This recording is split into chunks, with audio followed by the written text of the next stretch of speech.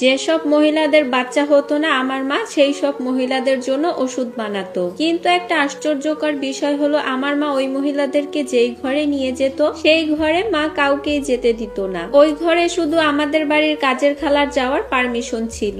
কিন্তু আমার যখন বিয়ে হলো তখন আমার বাচ্চা হলো না। তখন আমি আমার মাকে বললাম, মা তুমি তো সমস্ত মহিলাদের জন্য ওষুধ বানিয়ে দাও বাচ্চার জন্য, তাহলে মা তুমি আমার জন্য ওষুধ বানিয়ে দাও। মা আমার মুখে এই কথাটা শুনে খুব রেগে গেল আর আমাকে বারণ করে দিল। তারপর আমি আমাদের বাড়ির কাজের খালাকে বললাম যে আমাকে সাহায্য করতে। সেদিন আমাদের বাড়ির কাজের খালা নিজের মুখটা লুকিয়ে মায়ের ঘরে গেল। মা তখন কাজের খালাকে জিজ্ঞাসা করলো, তুমি মুখটা চাপা দিয়ে আছো কেন? তখন খালা বলল তার মুখে তেলের ছিটা লেগেছে, তাই মুখ খারাপ হয়ে গেছে। তারপরের দিন আমি কাজের খালার জায়গায় মায়ের ঘরে গেলাম। ওখানে গিয়ে নিজের চোখে যে ঘটনাটি দেখলাম তা দেখে আমার অবস্থা খুব খারাপ হয়ে গেল। আমার মায়ের নাম পায়েল। আমার মা তাদের গ্রামের সবচেয়ে বেশি পড়ালেখা করা মহিলা ছিল। গ্রামের মধ্যে আমার মাই প্রথম মহিলা যে গ্রামের মধ্যে সে ডাক্তার হয়েছিল। কিন্তু আমার মা তার পড়াশোনাটা একদমই কমপ্লিট করতে পারেনি, কারণ আমার দাদু হঠাৎ করে মারা গিয়েছিলেন। দাদু মারা যাওয়ার পরে আমার মা ডাক্তারি পড়া শুরু করলো।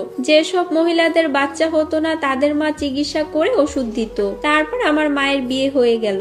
এরপর আমি এই পৃথিবীতে এলাম। এখন আমারও বিয়ের বয়স হয়ে গেছে। আমার মা ঘরের মধ্যে মহিলাদের চিকিৎসা করত। যেসব মহিলাদের বাচ্চা হতো না আমার মা তাদের জন্য ওষুধ বানিয়ে দিত, আর সেই ওষুধ খাওয়ার পরই তাদের সবারই বাচ্চা হতেই হতো। আমার কাছে একটা জিনিস খুব অদ্ভুত লাগতো, আমার মা কেন মহিলাদেরকে আলাদা একটা রুমে একা একা নিয়ে যেত? সবার সামনে কেন আমার মা চিকিৎসা করতো না? আমারও 16 বছর বয়স হয়ে গেল, কিন্তু আমি একটা বারের জন্য মায়ের ওই রুমে গিয়ে আমি দেখতে পারিনি যে রুমের মধ্যে কি আছে, কারণ ওই রুমে তো মা কাজের খালাকে ছাড়া আর কেউ যেতে দিত না। আরো একটা ঘটনা আমার কাছে খুবই অদ্ভুত লাগতো, সব মহিলারা যখন আমার মায়ের ওই ঘরে ঢুকতো কিছুক্ষণ পরে অনেক চিৎকার চেঁচামেচির আওয়াজ আসতো। আবার আমার শুনে এটাও মনে হচ্ছে কোনো মহিলার সন্তান এখনই জন্ম দিচ্ছে, কিন্তু ওই ঘরেতে কোনো বাচ্চা জন্ম নিত না। তাহলে এরকম চিৎকার চেঁচামেচির আওয়াজ কেন আসতো? আমি ওই রুমে যাওয়ার অনেক চেষ্টা করেছিলাম, কিন্তু কখনো মা আমাকে ওই রুমে ঢুকতে দেয়নি। এমনকি আমার বাবা ওই রুমে অনেকবার ঢোকার চেষ্টা করেছিল, কিন্তু মা বাবাকে ওই রুমে যেতে দেয়নি। আমার বাবা আমার মাকে কিছুই বলতো না, কারণ আমার মা তো অনেক টাকা ইনকাম করতো। যেসব মহিলারা আমার মায়ের কাছে ওষুধ নিত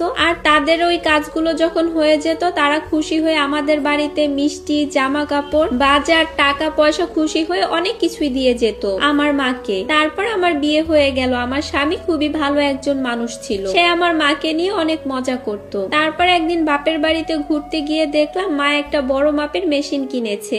আমি তখন মাকে জিজ্ঞাসা করলাম, মা এটা কি? আমার মা তখন আমাকে বলল, এটা তুমি বুঝবে না, এটা এক ধরনের মেশিন। তখন আমি আমার মাকে বললাম, তুমি তো কোনো অপারেশন করো না মা, তাহলে তোমার মেশিন দিয়ে কি কাজ হবে? তখন মা বলল, এই মেশিনটা আমার ভীষণ দরকার, আমার কাজে লাগবে। তারপর আমি আমার মাকে জিজ্ঞাসা করলাম, মা তুমি এত কষ্ট করে কি করবে? অনেক টাকা তো তুমি ইনকাম করেছো, এখন আর তোমার আর কষ্ট করার দরকার নেই। আমার মা তখন বলল, টাকা পয়সা ছাড়া জীবনে আর কিছুই নেই রে। টাকা পয়সা এমন একটা জিনিস যেটা প্রতিদিন, প্রতি মুহূর্তে, প্রতি সময় লাগে, বুঝছিস? তারপর একদিন আমার শাশুড়ি হঠাৎ করে আমাকে একদিন বলল, তোমার ননদের বাচ্চা হচ্ছে না, তুমি একটা কাজ করো না, তোমার মাকে বলো আমার মেয়ের চিকিৎসা করতে।